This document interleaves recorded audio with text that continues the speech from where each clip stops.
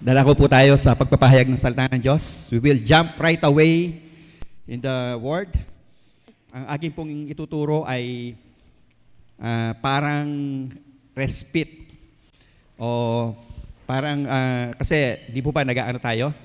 Tayo po ay merong tinuturo sa atin na basic, foundational ang ating mga pastors.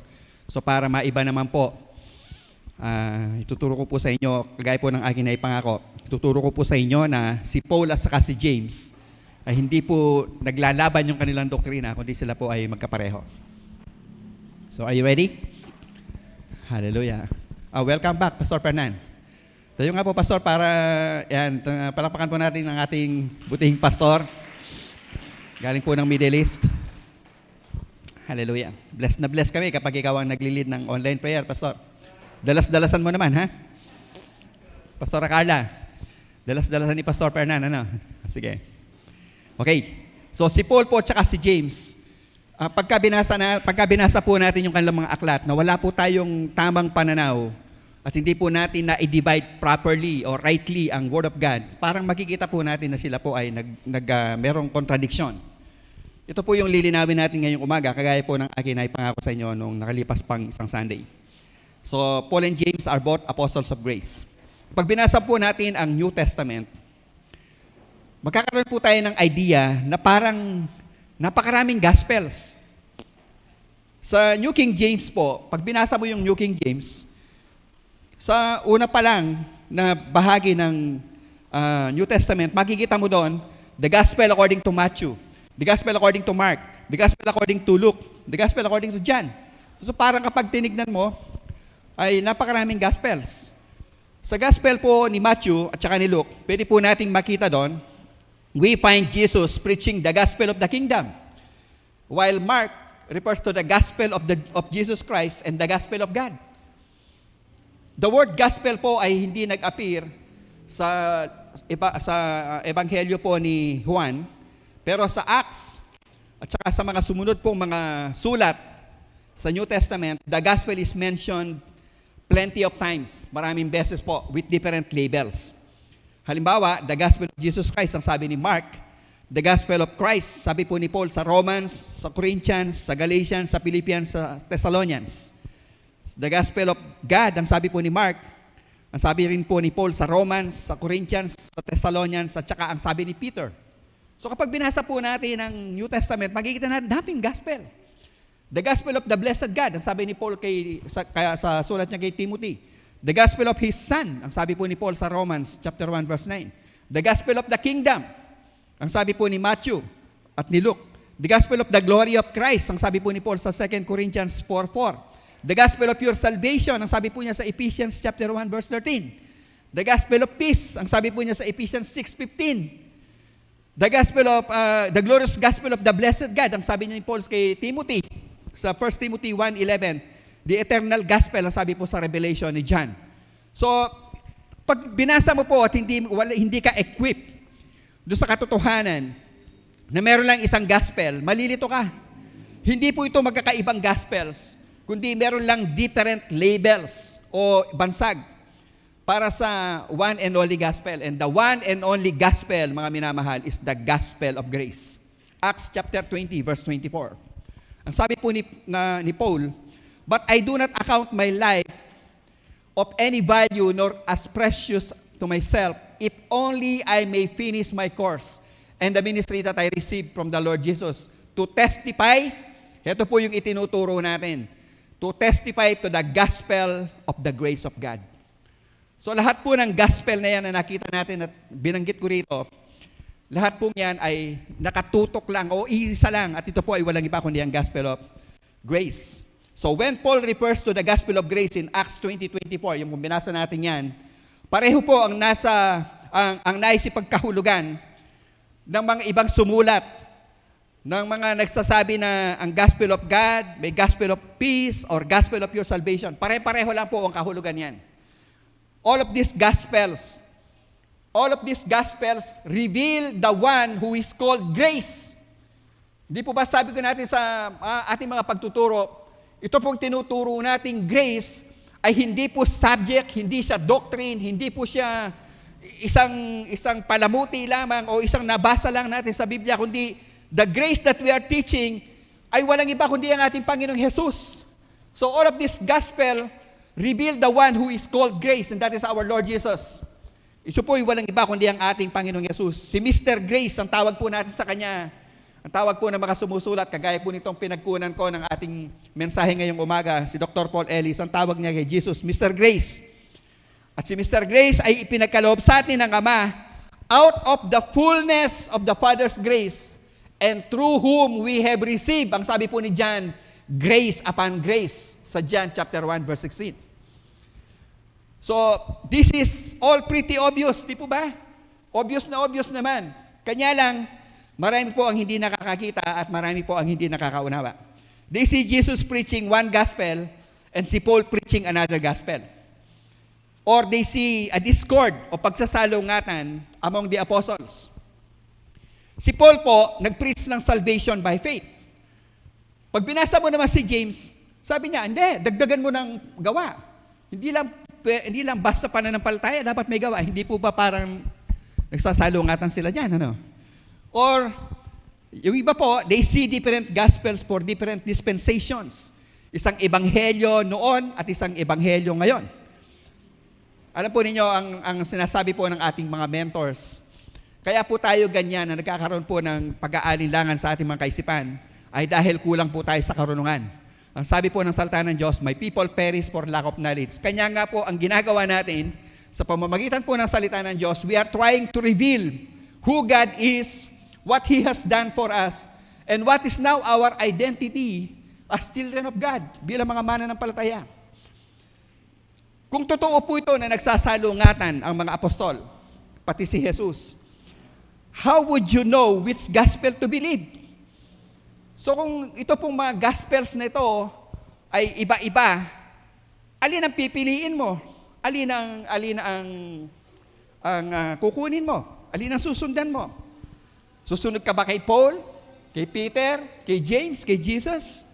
Sabi po ni Paul sa Galatians 1:9, if anyone preach a gospel different to the one he preached, sumpain ang taong yan. Ang sabi po ni Paul sa kanyang sulat sa Galatians. Kaya, tingnan niyo po mga minamahal, kung si Jesus po ay nag-preach ng gospel na kakaiba sa pinreach ni Paul, o si James, o si Peter ay nag-preach ng gospel na kakaiba kaysa pinreach po ni Paul, ang sabi ni Paul, makailangan sumpain sila. So kung naniniwala ka doon, kapatid, if you believe that there are different gospels, then you will have a divided heart.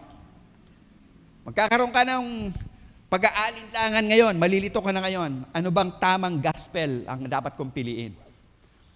Ang tanong, did Jesus and Paul preach the same gospel? Ang sagot, yes. Si Jesus po at saka si Paul, pareho po yung gospel na kanilang itinuro.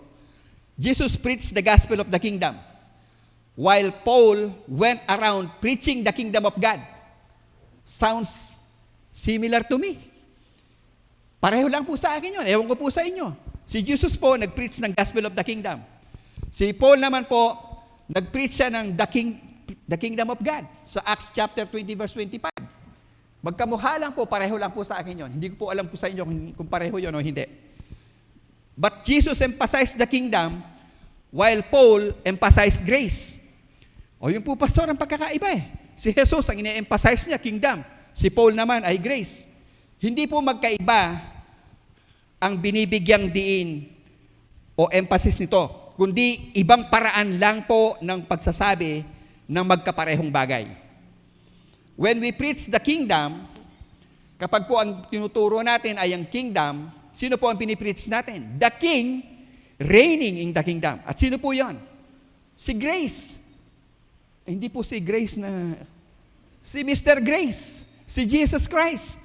Grace, mga minamahal, is the language, grace is the culture, and grace is the economy of the kingdom.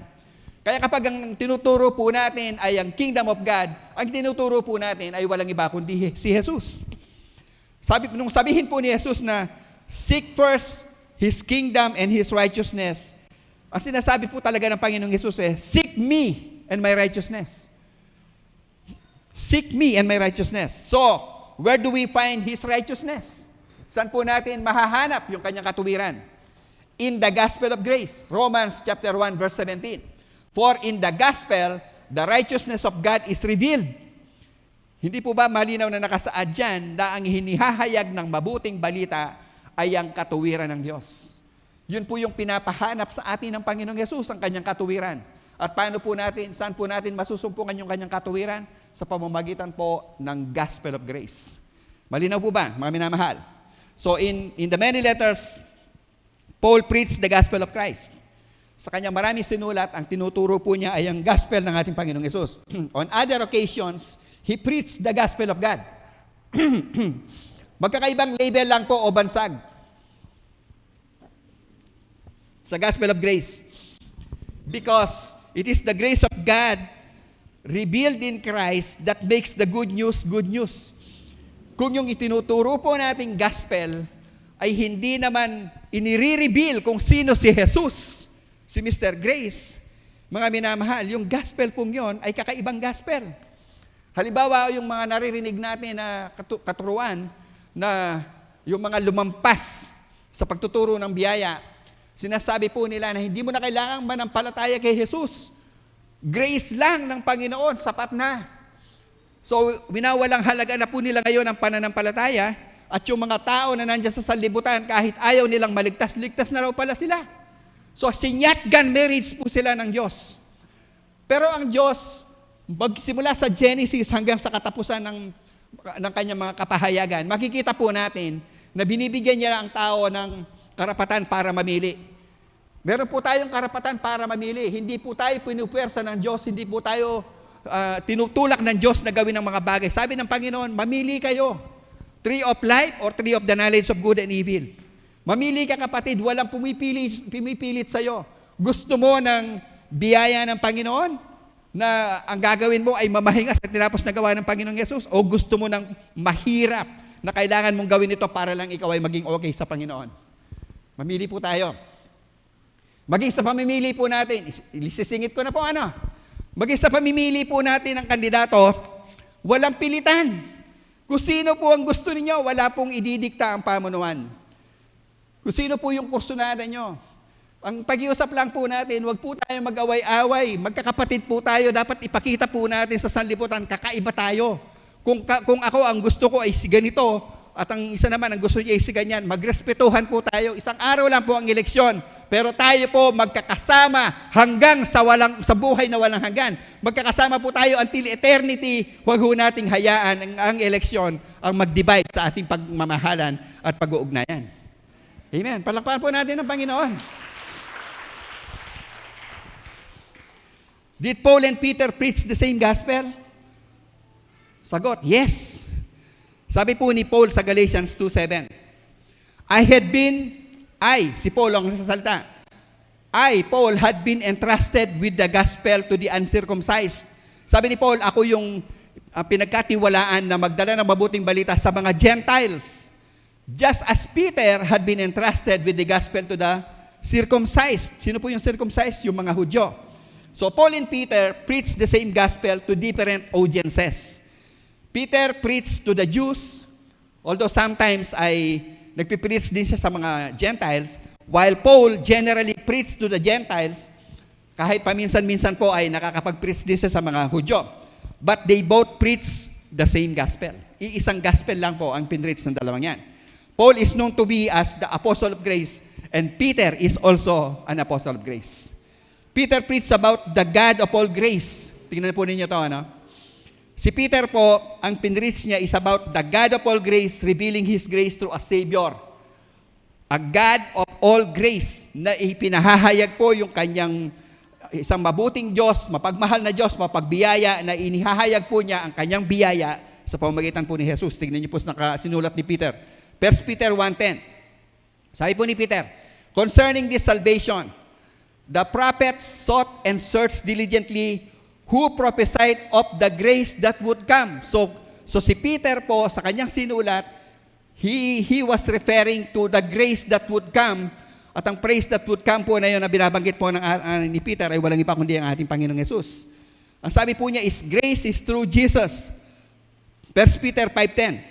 And the God of all grace, Tinawag po niya ang ating Diyos, the God of all grace, who called you to His eternal glory in Christ. So si Peter po, malinaw na malinaw sa kanya na ang biyaya po ay sa pamamagitan ng ating Panginoong Yesus. Si Peter din po ang nag-encourage para po tayong maging mabuting katiwala ng manifold grace of God at tumayo pong matatag sa katotohanan po ng biyaya ng Diyos. 1 Peter 4:10. Sabi po ni Peter, ina-encourage po niya tayo, maging good stewards kayo. As each has received a gift, employ it in serving one another as good managers of the grace of God. Ito po yung encouragement ni Peter sa mga mananampalataya. At ang sabi po niya, dapat tayuan po natin ng matatag ang biyaya na ating tinanggap.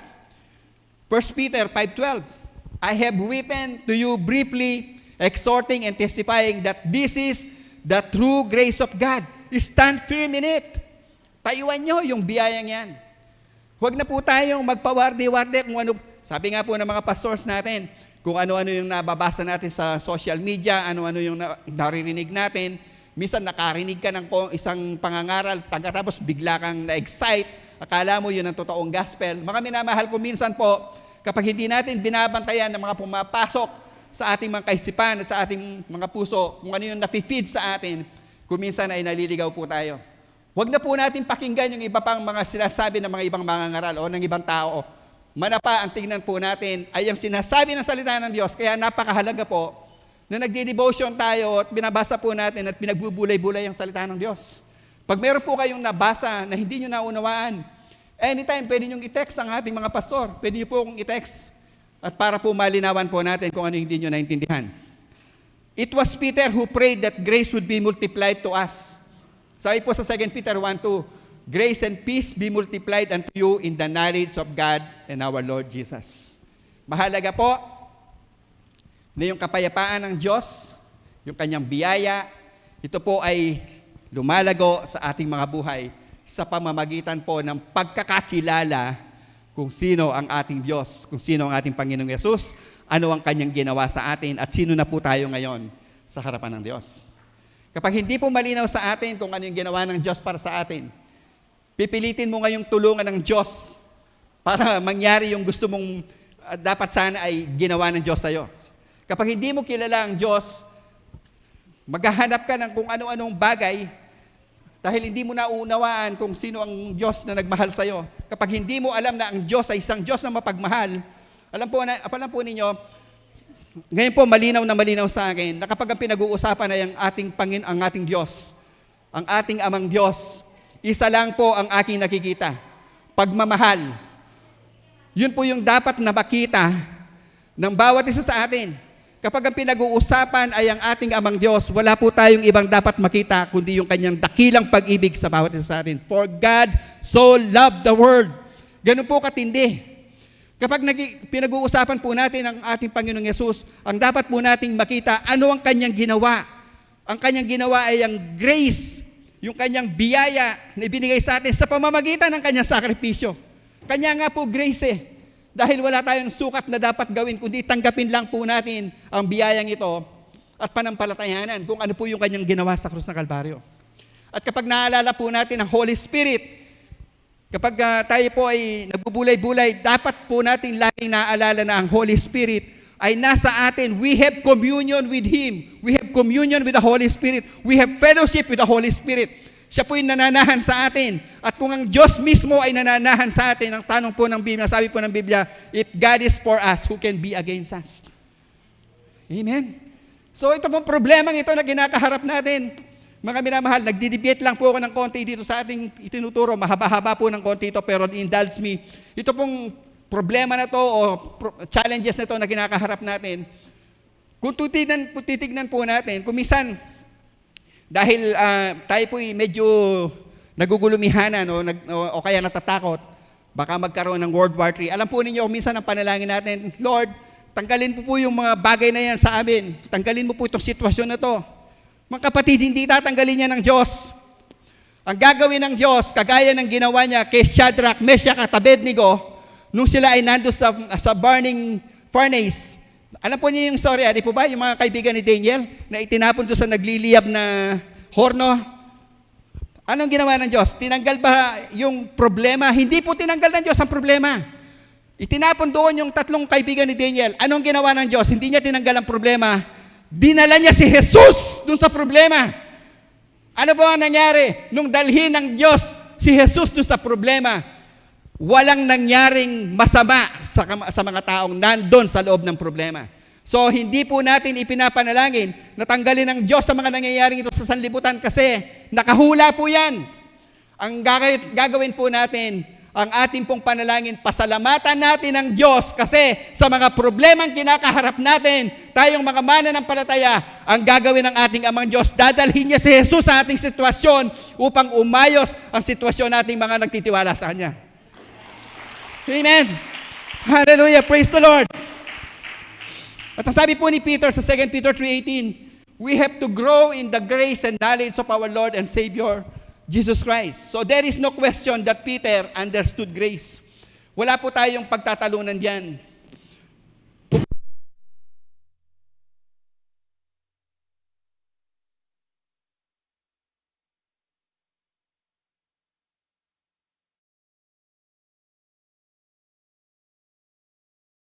With his works, and by works faith was perfected.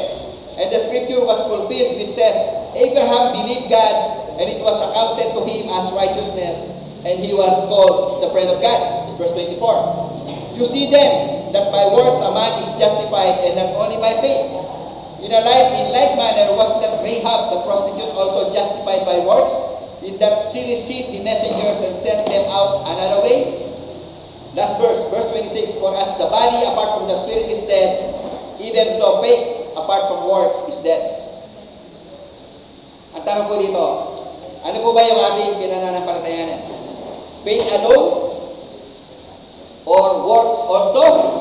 O mixture ng faith at saka ng work? Do we get to heaven through faith in what Christ has done on the cross? Yun lang po ba'y sapat na? Or do we get there by being good people? And doing lots of good things? Or mix? Kasi ito po yung tinuturo ng ibang mga kapatid natin, mga Kristiyano, mga mangaral. Sabi nila, faith, pag tinanggap mo ang Panginoong Yesus, pag tinanggap mo ang kaligtasan, faith ang kailangan. Pero para manatili kang ligtas, sabi nila, kailangan meron kang gawin. So, alin po yung tama? At tapo, ang ating stand po is, faith from the beginning, faith to the last. Wala pong ibang paraan ng kaligtasan, kundi panampalataya na lang po natin. Hindi po sa pamamagitan ng ating sariling gawa. Hindi po sa pamamagitan ng ating mga pagsisikap.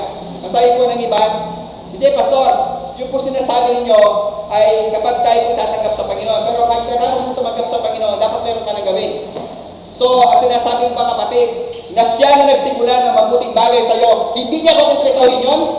Pero sabi po niya sa Philippians 1:6, he who began a good work in you is faithful to complete it. Hindi ka niya iiwanan na bitin. Hindi ka niya iiwanan na bahala ka na ha, niligtas na kita. So bahala ka na kung makarating ka sa langit. Hindi po ganun ang Panginoong Jesus. Kailangan po maunawahan natin ito. So, ano po ba talagang dapat natin paniwalaan? Binigyan po tayo ng sagot ni Paul sa Romans chapter 4, verses 1 hanggang 5. What then shall we say that Abraham our father has found according to the flesh? Tanong po ni Paul. For if Abraham was justified by works, he has something to boast about, but not before God. For what does the scripture say? Abraham believed God, and it was accounted to him for righteousness. Now, to him who works, the wages are not counted as grace, but as debt.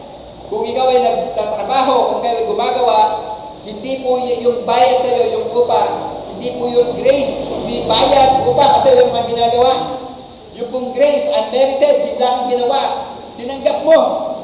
Sabi po ng verse 5, but to him who does not work but believes, ano ang requirement? Believe, faith, trust.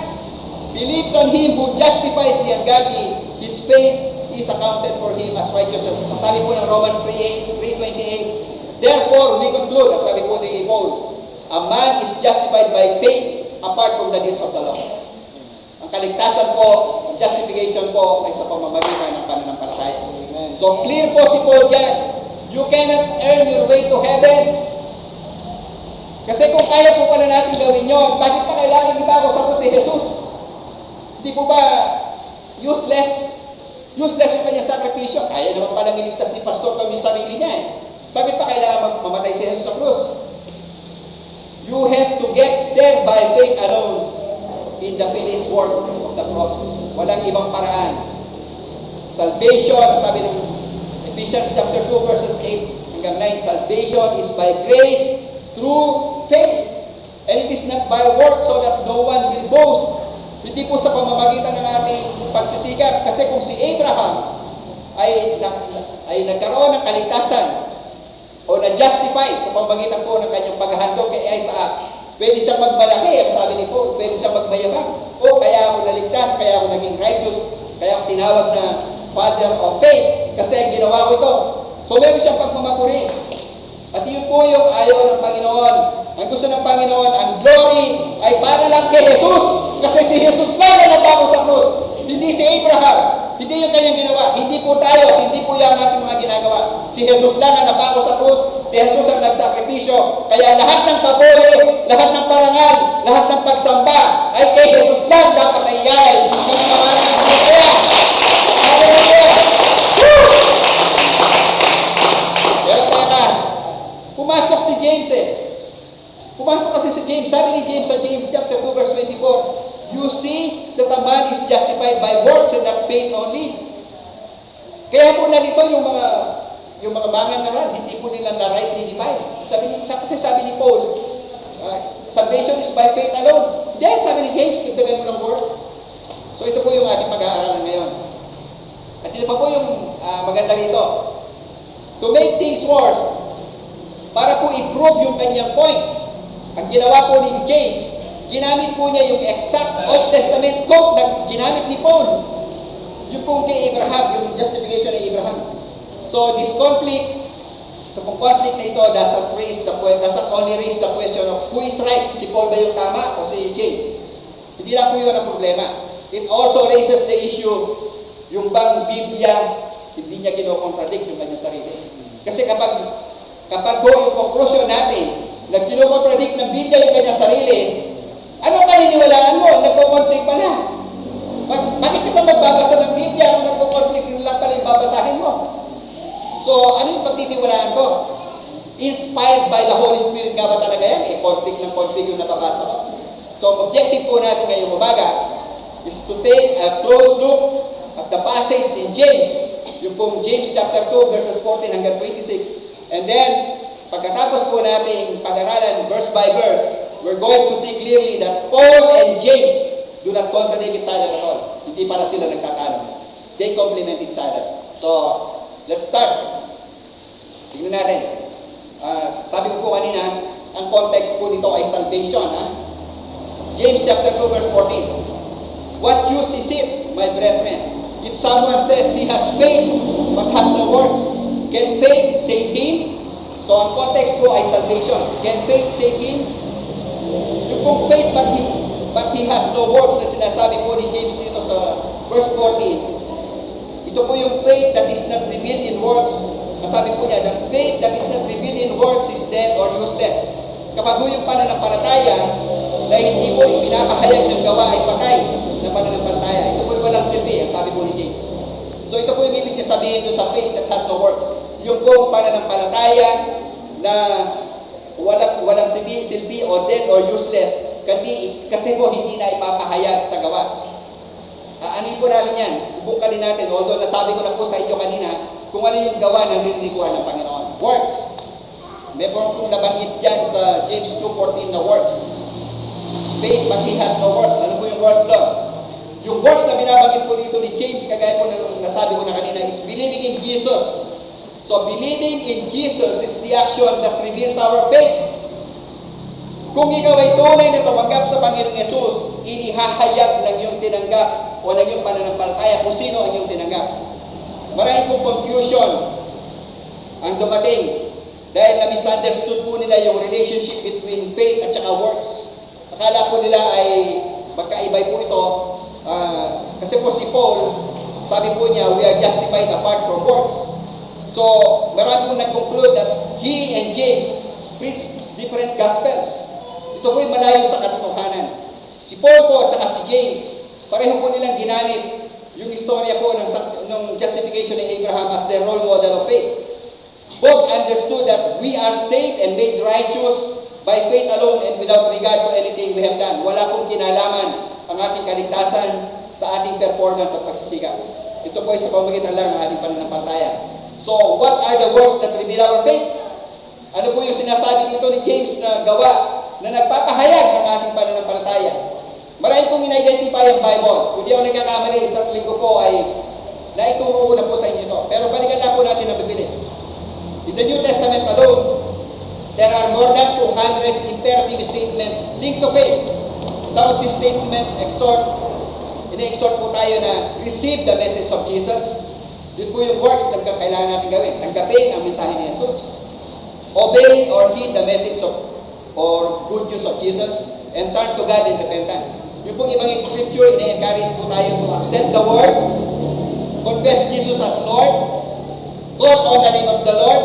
Ito po yung mga works na gusto ng Panginoon na gawin natin. Eat the bread of life, kagaya po na ginawa natin kanina, nag-communion po tayo. Be reconciled to God, submit to God, to God's righteousness, and be born again. Pero yung pong pinakamahalaga, mga minamahal, makinig po kayo sa akin. Marami po tayong pinag-uusapan ng mga gawa na gusto po natin gawin para sa Panginoon. Pero yung pinakamahalaga, the most imperative that appears far more than any other is the instruction to believe. Yung pinakamahalaga po ng gawa na dapat gawin ng mga mananampalataya ay maniwala. Kapag hindi ka naniniwala, kahit anong gawa ang gagawin mo, walang kahulugan yung mga gawang yan kung hindi ka naman pala naniniwala. So, pinakamahalaga po na bagay na dapat po natin gawin is to believe. So, sa John 3:16, ang sabi po ng Panginoon, o sabi po ni John, we are to believe in Jesus.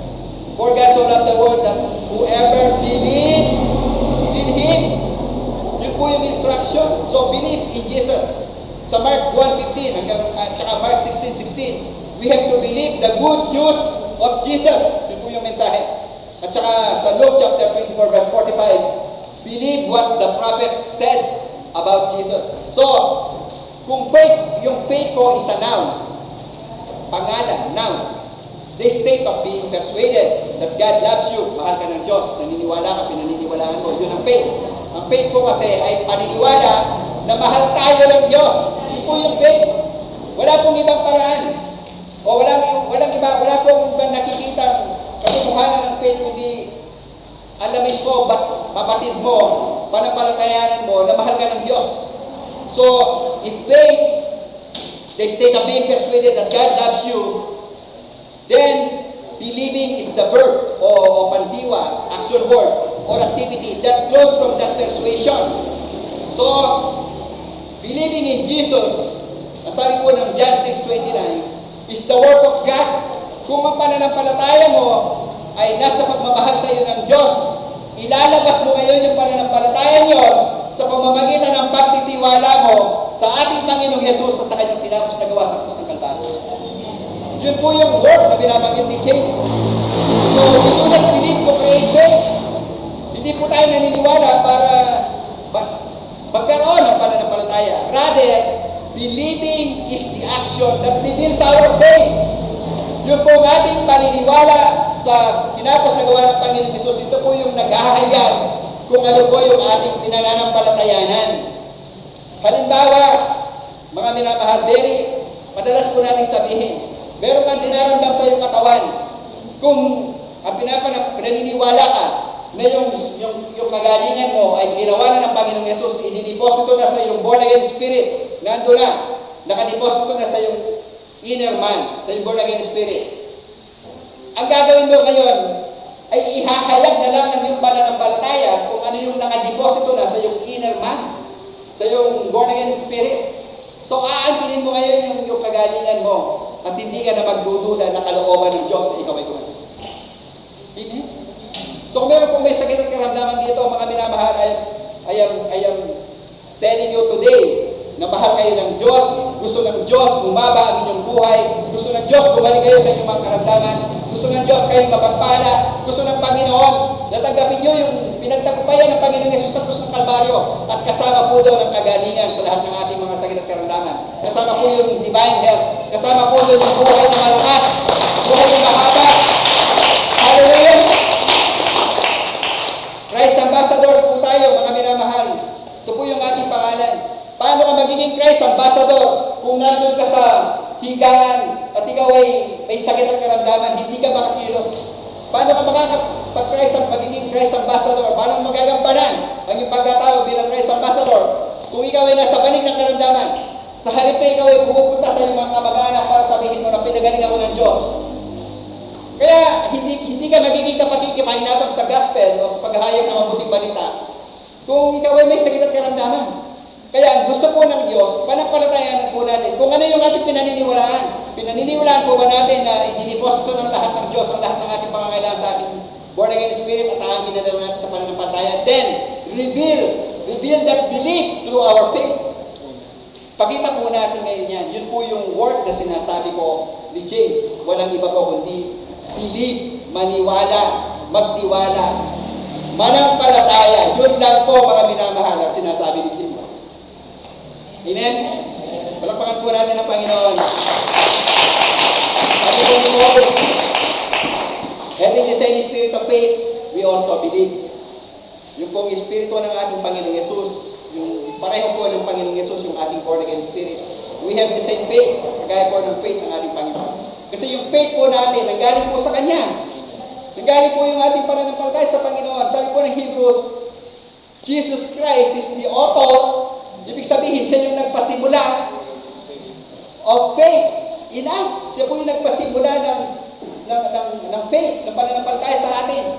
At siya rin po yung magsasakdal nun. Siya rin po yung mag-perfect ng faith na yon.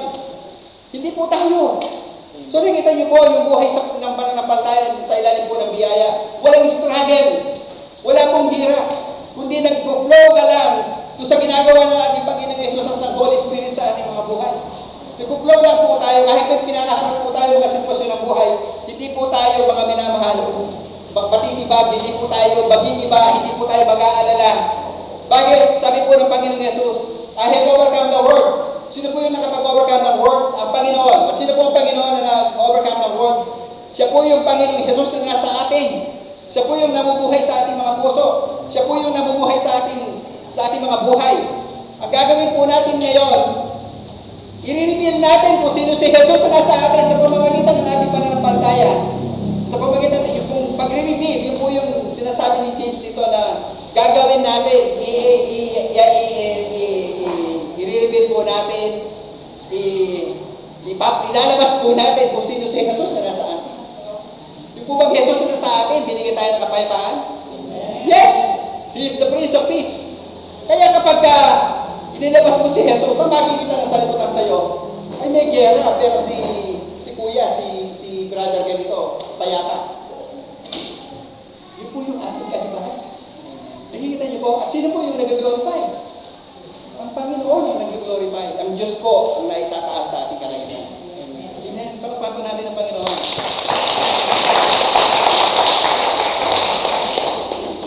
Sabi po ni Paul Harris, the course of your life is not determined by what you do. Hindi po dinedetermine yung buhay mo, yung tinatahak mo sa buhay, ng mga ginagawa mo. Kundi ang nagdedetermine po ng course ng iyong buhay ay walang iba kung hindi ang mga pinapanampalatayanan mo. Kung ano yung mga pinapanampalatayanan mo, kapatid, yun ang pwedeng mag-manifest sa iyong buhay. And abundant life is something you can experience because you believe. Kaya po tayo may buhay na walang hanggan kasi tayo po inanampalataya. John 20:31, believe the Son, believe that Jesus is the Christ, the Son of God, and that believing you might have life through His name. Amen? So kung paano naniwala si Adan, kung paano pong naiwala ni Adan ang kanyang buhay dahil sa kawalan ng pananampalataya, because sa panbili, naiwala po ni Adan yung kanyang buhay, because sa panbili. Tayo naman po, we receive and enjoy the divine life of Christ by believing. Kung paano po si Adan, naiwala po niya yung kanyang buhay kung sa Eden, dahil siya po hindi na nampalataya, tayo naman po ang kabaligtaran. Tayo naman po ngayon, naniniwala tayo na meron po tayong buhay na maalwan. We have divine life dahil po sa ating pananampalataya sa ating Panginoon Jesus. Amen? Sabi po ng verse natin binasa sa verse 14, can that faith save him? Tanong po ni James. Meron pong different kinds of faith na minensyon po si James. Yung pong dalawa dito ay ating i-explain mamaya pagdating po natin sa verse 18. Pag-uusapan po natin yun. Ang dalawa po yun ay self-directed faith at saka God-directed faith. Nawa po ay hindi kayo, ano po nyo, sarap pangaral ng salita ng Diyos. Hindi ko po pwedeng hindi ako lumabas eh.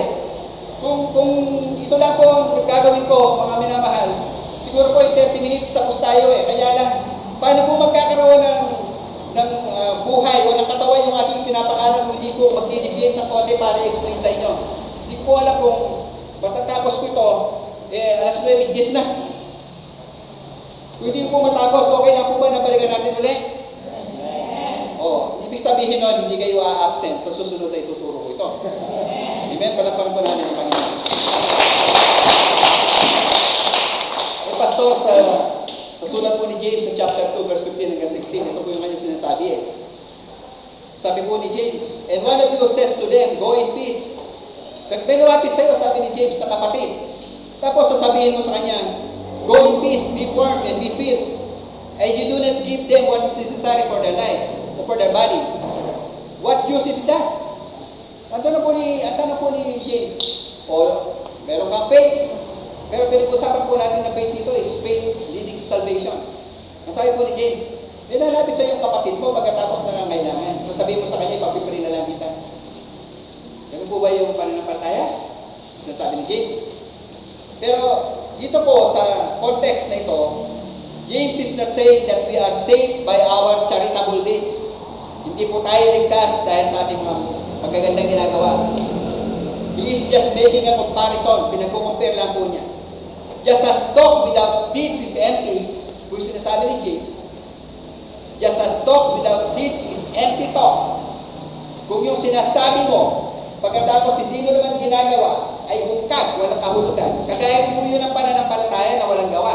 Nananampalataya ka, hindi naman na ilalabas ng yung gawa yung pinananampalatayanan mo, wala rin ba ang pananampalataya yun? Nananampalataya ka na mabuti ang Diyos, na pinagpala ka ng Diyos. Tapos sabi ni James, lalapit sa yung kapatid mo. Meron siya pangangailangan. Meron ka naman humihingi ng konting kape. Kahit isang gram na kape, kaya mo siya igawa konting kape lang, sasabihin mo sa kanya, tumayo ka kapatid, mahal ka ng Diyos. Ipapanalangin kita. Anong klaseng pananampalataya yun? Yung po pananampalataya na tinanggap po natin sa Panginoon, mga minamahal, ay pananampalataya po na inihahayag natin si Jesus. Ipinapakita natin si Jesus sa ating mga buhay kasi extension po tayo ng Panginoon Jesus. Kaya po tayo naligtas, hindi parang enjoy lang ang buhay nito, kaya po tayo naligtas kasi may mga kaluluwa na naghahanap ng kaligtasan at hindi nila ginala si Jesus at tayo po mga Christ ambassadors ang binigyan po ng pagkakataon ng Panginoon para lapitan ng mga yan. Paano po sila tatanggap sa atin, mga kapatid? Paano po nila tayo patutuloyin? Kung alam nila na masungit tayo, di po ba?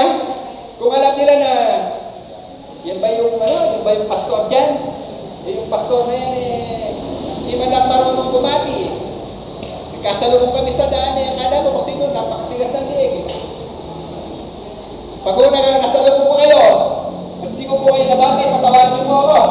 Baka hindi po kayo napansin kasi apat na po yung salamin ko. Kaya yung mata ko talagang pag medyo tumatanda ng konti, medyo nalala ko. Pero mga minamahal, ang sinasabi po ni James dito, kung tunay kang nananampalataya, i-release mo yung pananampalataya mo sa pamamagitan ng pagtulong mo sa iyong kapwa. Pero hindi po yun ang basihan ng kaligtasan. Kasi sinasabi po rin. Pag sinasabi po ni James, walk your talk. Hindi ka puro talk, dapat meron ka rin walk. Kung ano yung sinasabi mo, dapat ginagawa mo. Huwag puro gawa. Magpakita ka naman sa gawa. Diba? Yung pong gawa sinasabi nito, hindi po gawa para po tayo ibaligtas. Kundi yung sinasabi pong gawa nito, mga minamahal. Ito pong mga gawa nito ay mga gawa na dapat nang ginagawa ng natural na lang na lumalabas sa mga Kristiyanong may tunay na pananampalataya. Walang ka-effort kapag may lumapit sa'yo, mananampalataya man yan o hindi. Kapag ikaw ay nakita mo yung pangangailangan ng iyong kapatid, hindi ka magdadalawang isip kung kaya mo rin lang. Huwag nyo naman pong gagawin na makungutang kayo para lang ibigay sa kanila. Huwag naman pong ganon. Ang gagawin po natin, kung ano yung, hindi po ba kayo nagtataka kung bakit yung binibigay sa atin ng Diyos, more than enough, Kaya po more than enough yan kasi yung sobra ay para gamitin natin na extension ng kanyang pagpapala para sa iba. Amen?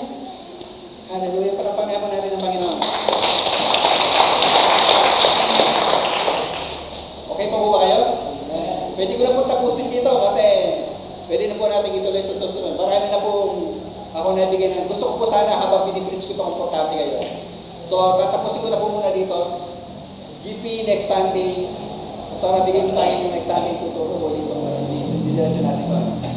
So, tayo po ay manalangin. Panagaan, maraming po salamat sa iyong katotohanan na naihayag ngayong umaga. Na ang kaligtasan po ay hindi sa pamamagitan ng aming mga mabubuting gawa, kundi sa pamamagitan po ng tinapos na gawa ng Panginoong Yesus na aming pinapanampalataya. It is only by grace and it is through faith that we have salvation. At kaya po kami ngayon, Panginoon, gumagawa, ito po'y respond namin. Ito po'y tugon namin sa iyong ginawa sa aming mga buhay. Una ka nang nagpakita at nagpamalas ng kabutihan sa amin. Kaya kami po'y tumutugon lang na may pagpapasalamat, na may pagpupuri sa lahat po ng aming tinanggap mula sa iyo. Kaya po kaya namin tulungan ng aming mga kapatid ay dahil po punaw na po kaming tumanggap ng mabuting kaloob mula sa iyo, Panginoon. At ginagawa mo lang po kaming extension ng iyong kabutihan para marami po ang tao na maniwala na mahal sila ng Diyos. Kaya kayong umaga, patuloy mo lang tanggapin ang papuri pagsamba ng iyong bayan. Lahat po ito ay aming itinatahas sa iyo sa matamis at makapangyarihang pangalan po ng Panginoong Jesus. Lahat po tayo ay magsabi ng Amen. Amen.